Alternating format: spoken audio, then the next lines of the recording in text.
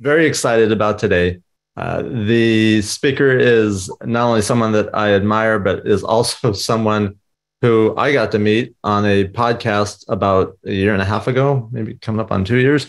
We were both guests on a podcast. We both lived like 10 minutes from one another, but I'd never met. I had heard of Greg and it was familiar with some of the books that he had written. And in fact, on the wall behind him is a book that he and I co-authored that came out earlier this month. So he was my mentor and co-author on the first book that I was involved with, and super excited to let you all experience Greg. He is also, amongst many other things, and he'll probably share some of those, has 17 years ago created an event that is one of the best known and least known at the same time events out there, called Secret Knock.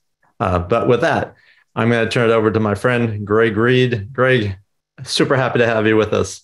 Oh, it's a privilege and an honor to be with you today. Let's get this baby going. So for those of you who don't know me, my name is Greg. I'm in the mean streets here in San Diego, California.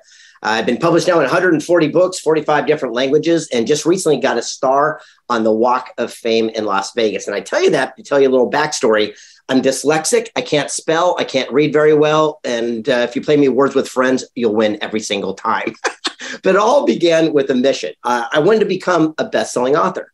And I realized the secret of success is to surround yourself with people who've already accomplished what you want. So I went to Barnes & Noble and I went to the best-selling section. Now, I didn't go to the best written book section because I wasn't a great writer, like I said. And I asked the best-selling authors exactly the system of how they did it. And they taught me, and I duplicated the message, and I started doing it for myself. And it's the same thing in real estate. It's the same thing in selling cars. If I was going to start a brand new venture, I would go to the person who's ringing the bell, who's the number one person in my chosen field of endeavor, and ask them for counsel.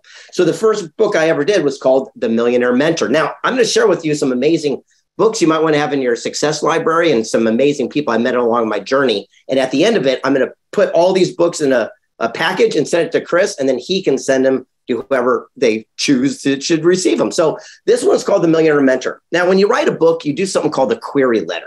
It says who you are, what's your message, why an expert, who's going to read your book. I was turned down by 268 publishers in a row when I did my first book. Again, I'm dyslexic.